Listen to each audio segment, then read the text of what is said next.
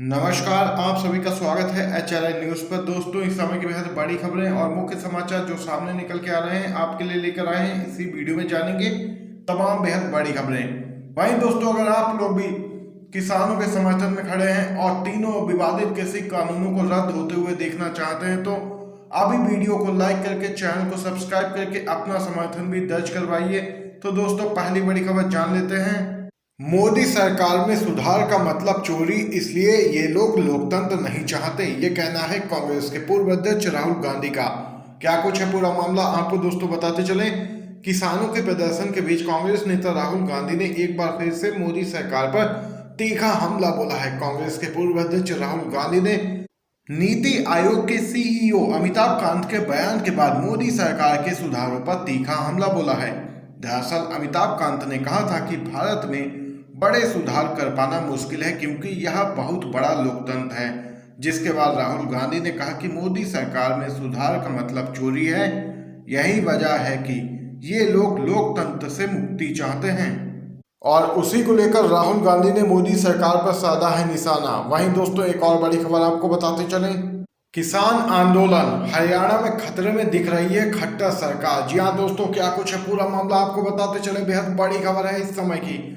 तीनों कृषि कानूनों के संसद से पास होने के मुद्दे पर जिस तरह से भाजपा के सबसे पुराने सहयोगी शिरोमणि अकाली दल ने उसका साथ छोड़ा था, तब लगा था कि हरियाणा की जन नायक जनता पार्टी पर भी दबाव बढ़ेगा और शायद मनोहर लाल खट्टर सरकार खतरे में पड़ जाएगी।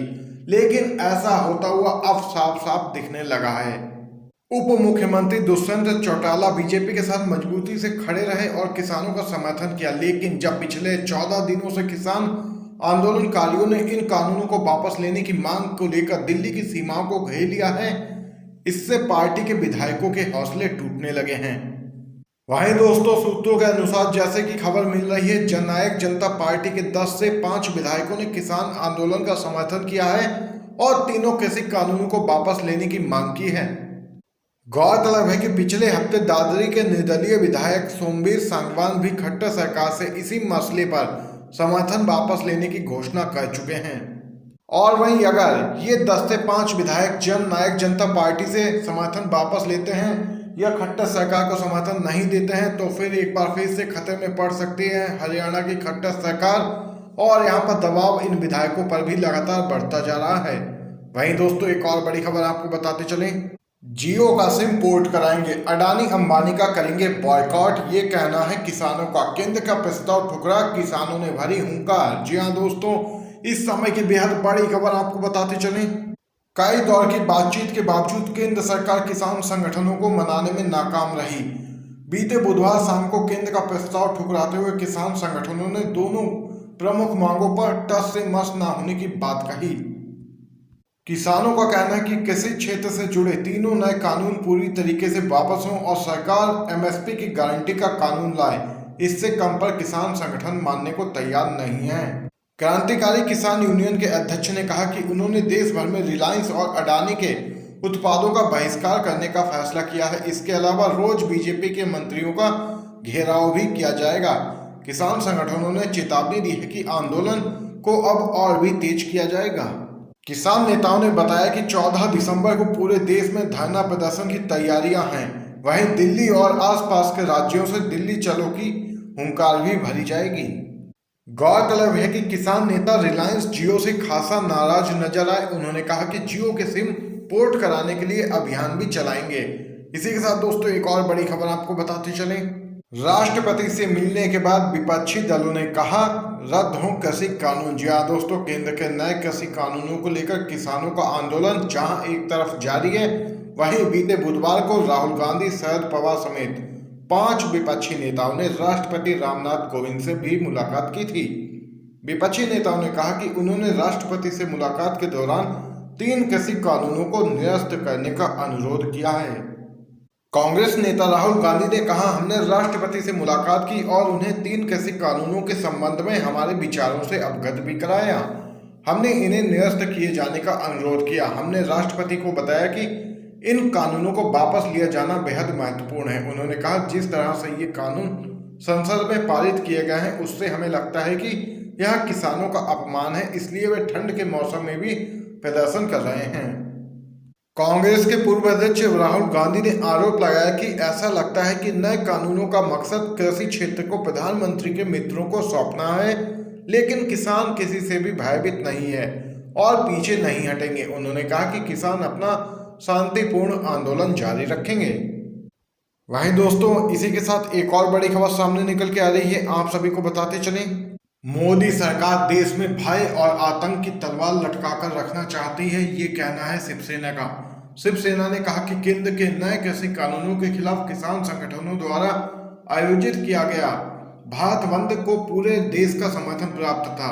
शिवसेना के मुखपत्र सामना में एक संपादकीय में आरोप लगाया गया है कि केंद्र में भाजपा के नेतृत्व वाली सरकार अपने राजनीतिक हितों के लिए देश पर भय और आतंक की तलवार लटकाकर रखना चाहती है।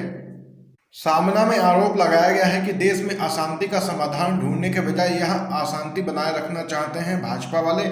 विभिन्न किसान यूनियनों ने नए कृषि कानूनों को निरस्त करने की मांग करते हुए बीते मंगलवार को भारत बंद का आह्वान किया था।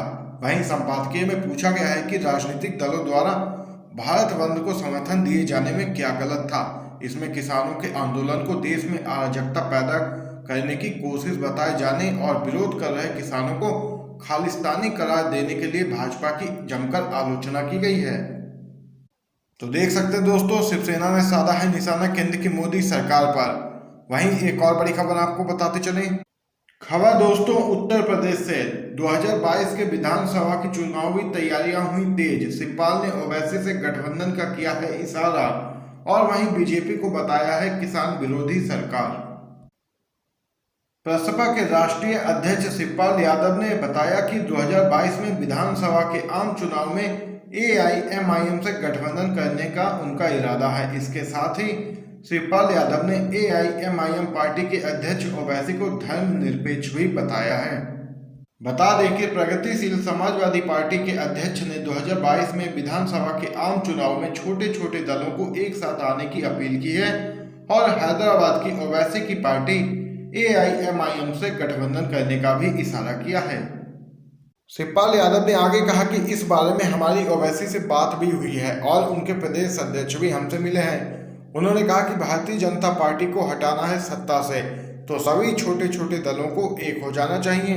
ओवैसी धर्मनिरपेक्ष विचारधारा के हैं, हम धर्मनिरपेक्ष की जितनी भी शक्तियां हैं सभी को एक करेंगे और बीजेपी को सत्ता से बाहर उखाड़ फेंकेंगे। ये बड़ी खबर दोस्तों सामने निकल के आई है। वहीं एक और बड़ी खबर जान लेते हैं।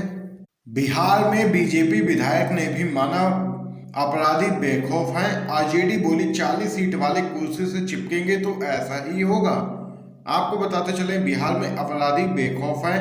ये बात अब सत्तारूढ़ बीजेपी के विधायक ने भी स्वीकार कर ली है। दरअसल बिहार के दरभंगा में एक लूट की वारदात सामने आने के बाद बीजेपी विधायक संजय सरावगी ये कहने पर मजबूर हो गए हैं कि अपराधियों में पुलिस का कोई भी खौफ नहीं रहा। एक ज्वेलर से लुटेरे लगभग 10 करोड़ रुपए का सोना लूट कर ले गए। हैरानी की बात यह है कि इतनी बड़ी लूट की वारदात को दिन दहाड़े अंजाम देने के बाद अपराधी आराम से सड़क पर फायरिंग करते हुए फरार भी हो गए। दरअसल अपराधियों ने घटना को जिस जगह अंजाम दिया वो विधायक के घर से बहुत करीब है। विधायक ने वहां पुलिस के सामने अपना गुस्सा जाहिर करते हुए कहा कि अपराधियों में पुलिस का खौफ खत्म हो गया है। वहीं बीजेपी विधायक के इस बयान को लेकर आरजेडी ने नीतीश सरकार पर जमकर हमला बोला है। आरजेडी के राष्ट्रीय प्रवक्ता और राज्यसभा सांसद मनोज झा ने विधायक के बयान को रीट्वीट करते हुए लिखा, पुलिस का खौफ नहीं रहा, माने प्रशासन का खौफ नहीं रहा, माने सरकार का खौफ नहीं रहा, माने राज्य के मुखिया का खौफ नहीं रहा। 40 वाले कुर्सी से चिपकेंगे तो कहाँ का खौफ, किसका खौफ और कौन सा खौफ, ये यहाँ पर कहना है आरजेडी के राष्ट्रीय प्रवक्ता मनोज झा का। और नीतीश कुमार पर बोला है जमकर हमला। वहीं दोस्तों एक और बड़ी खबर जान लेते हैं। कंगना रनौत की बड़ी मुश्किल। कंगना को अब अकाली दल ने भेजा है कानूनी नोटिस। कहा दुनिया को भोजन देने वाले 100 रुपए में नहीं बिकते। जी हाँ दोस्तों, आपको बताते चलें क्या कुछ है पूरा मामला। केंद्र सरकार की तरफ से लागू किए गए खेती संशोधन कानूनों को रद्द करवाने के लिए दिल्ली में चल रहे किसान संघर्ष में भटिंडा जिले की बुजुर्ग महिला महेंद्र कौर को ट्वीट कर बयान देने पर कंगना रनौत पर पूरे देश के किसानों में गुस्से की लहर है। अब इस मामले में शिरोमणि अकाली दल की दिल्ली के यूथ विंग ने कंगना को कानूनी नोटिस भी जारी किया है।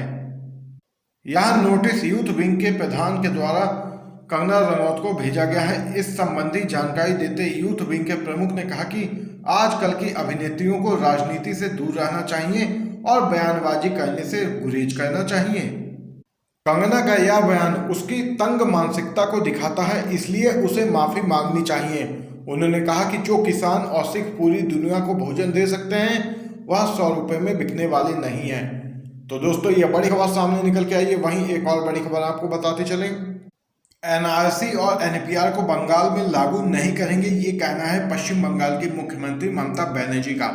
पश्चिम बंगाल की मुख्यमंत्री ममता बनर्जी ने कहा कि उनकी सरकार राज्य में राष्ट्रीय नागरिकता रजिस्टर यानी कि एनआरसी और राष्ट्रीय जनसंख्या पंजी यानी एनपीआर को लागू नहीं करेगी। बनर्जी ने कहा कि राज्य के सभी निवासी देश के नहीं नागरिक हैं और इसे कोई बदल नहीं सकता। उन्होंने भारतीय जनता पार्टी पर संशोधित नागरिकता कानून सीएए का इस्तेमाल कर भेदभाव की राजनीति करने का आरोप लगाया है।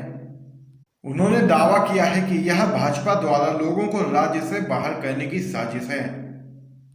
वहीं पश्चिम बंगाल की मुख्यमंत्री ममता बनर्जी ने आगे कहा कि हम बंगाल को गुजरात कभी भी नहीं बनने देंगे। यहां पर यह जोरदार हमला बोला है केंद्र की मोदी सरकार पर पश्चिम बंगाल की सीएम ममता बनर्जी ने। आज की सभी बड़ी खबरें और महत्वपूर्ण समाचार दोस्तों आप लोगों ने HRI न्यूज़ पर जाने हैं। अगर वीडियो पसंद आया हो तो इस वीडियो को लाइक कीजिएगा और शेयर कीजिएगा अपने सभी दोस्तों में। आप सभी का बहुत बहुत धन्यवाद।